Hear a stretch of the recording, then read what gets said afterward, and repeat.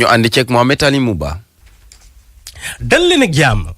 incha allah tey jii ci assemblée nationale dañuy examiner lu ñuy woowee projet de loi buy supprimer poste de premier ministre ci Sénégal boo xoolee bu baax kon premier ministre dootul amati ci Sénégal bu fekkee ni loi bi jàll na tey jii ci assemblée nationale sama naataango yi xëy ci wax ci nag ndaxte am na ñu bëri ñoo xamante ni dañoo mer ci loolu surtout l'opposition bi ñoom dañoo ne déet assemblée nationale mënul examiner projet boobu jaarle ko waaw. Benno moom pare na mooy waa Benno Bokk Yaakaar ñi nekk ci nguur gi ñoom nee nañ premier ministre sous terre comme ni ko l'observateur waxee l'observateur sama naataango nee na boo xoolee bu baax tey ji moom dañu koy suul waaw premier ministre dootul amati Sénégal cos M23 ñoom Guy Marius Sagna nee nañ waaw loolu du am fi ñun duñu nangu loolu waaw poste de premier ministre nga jékki-jékki dindi ko nii noo koy dindee ñun d'accord ak li ñu mel quotidien bi ne bu fekkee ni loi bi jàll na de nañ xam ni daal dina renforcer pouvoir président de la république ku nekk xam na ci mim réew bëri woon na tey jii journal bi ne dañ koy yokk waaw dañ koy yokk ndaxte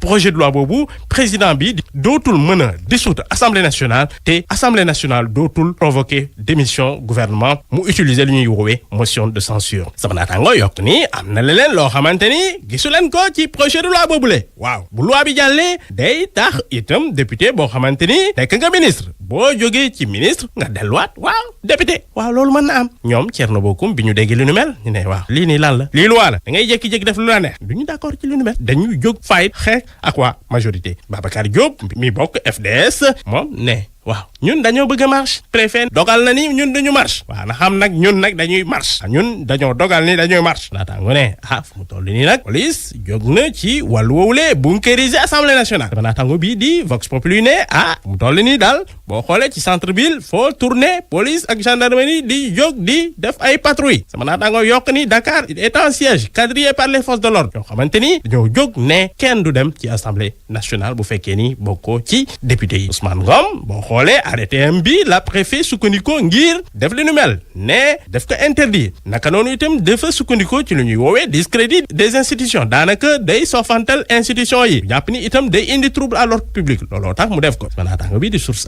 ne waaw bu fekkee loolu yëpp am na lan mooy xew lan moo des xanaa gazé waaw ñu laaj sama naat lan mooy gazé xanaa ñu nekkat ay lacrymogène waaw nañ préparé bu baax tey jii l'opposition ak nguur gi dañuy fight ci biti dina am manifestation ñoom takk der yi ak opposition bi boo xoolee bu baax dañuy raag loolu moom nañ ko préparé ñi bëggoon raag mooy waa parents d'élèves ñi jàpp ni seen Jeanne d'Arc dafa bëgg a changer ñoom nu ñu bëgg a dundee ci wàllu religion ndaxte dañoo jël ne dañuy interdire voile bi ci école bi waaw banaatango ne waa tey jii nag ministre de l'éducation nationale wax na ndaxte moom génne na benn communiqué démb ne waaw yéenay defar le règlement wala ñu ñooy defar règlement xam ngeen lan la teg leen ko ci suuf naka noonu itam amul benn établissement boo xamante ni privé wala public mun na déroger ci principe boobule laïcité Sénégal sama naataango Soleil ne waaw bu fekkee ni loolu am na nañ wax rek état bi dafa stoppé Jeanne d'Arc waaw arrêté ko téye ko net arrêté ko ne ko munoo def lu la neex naataango wi journal Les Échos ne boo xoolee bu baax ministère de l'éducation nationale xanaa dafa jël décision boobu déchiré ko benn yoon rek jël kayit bi sànni lu man damel andele bi ñoom nee nañ loolu am na waaye ñoom dañuy xeex waaw duñu nangu kenn xotal leen won leen fu ñuy xool wala nee leen lii ngay def ci wàllu tenue manaataango yokk ni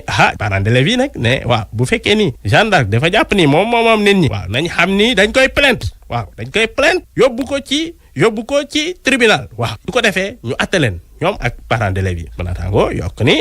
te église bi wax na ci journal Vox Populi exploité na benn communiqué boo xamante ni église bi wax na ñu laaj sama naataango église bi lan la wax église bi nee na waaw coow li lu ko fii jaar coow li di xeex wàllu lan moo koy jaar dañ ko teg ci suuf waaw école catholique wala établissement yenn public ñu yëpp dañu am règlement bi état bi teg loolu la ñuy respecté loolu rek laa jàpp ma naataango ne fu mu toll nii de daanaka daal Sainte Jeanne d'Arc de kenn xamatul ci lan la ne ndaxte kenn jàppale ko ci wàllu ñii ñu bëgg a jàppale ci seen coono mooy prisonniers yi ñu jàpp ndikkandiku teg leen ci prison daanaka ñu yàgg fa longue détention préventive démb union des magistrats jot na def lël pour xool lan moo waral li nu mel naataango yi ne fu mu toll nii de boo xoolee bu baax yëf fii tar na Sénégal lan moo waral li nu mel am na ñoo xamante ni dañoo ne procureur yi ñooy décerner mandat de dépôt mandat de dépôt systématique looloo tax sax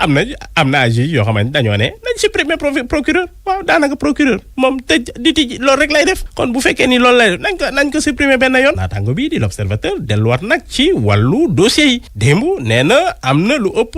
3,000 dossiers yoo xamante ni ñu ngi ci cabinet d'instruction yi waaw te boo xoolee 10 cabinet lañ am te boo xoolee baax loolu tax na mënuñu liggéey ni mu waree sama naataango ne boo xoolee bu baax am na koo xamante ni dañ ko teg mandat dépôt depuis le 12 décembre 2011 ba léegi nii attewuñu ko sama naataango ne loolu doy na waar ministre de la justice nee na waaw loolu am na de waaye nag man mii dinaa ci jóg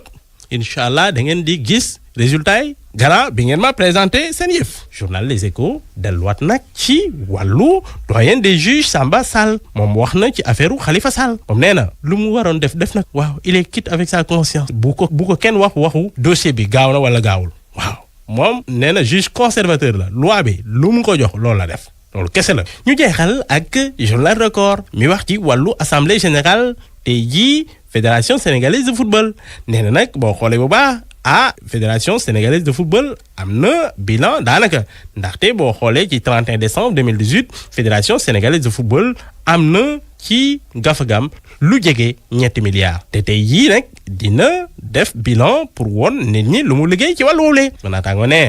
fu mu toll nii daal FIFA jox na ko lu ëpp 8 milliards sponsor bi di Puma versé ko 262 millions CAF nag jox ko lu jege $100 millions sponsor locaux yi ñoom lu ñu joxe mooy 718 millions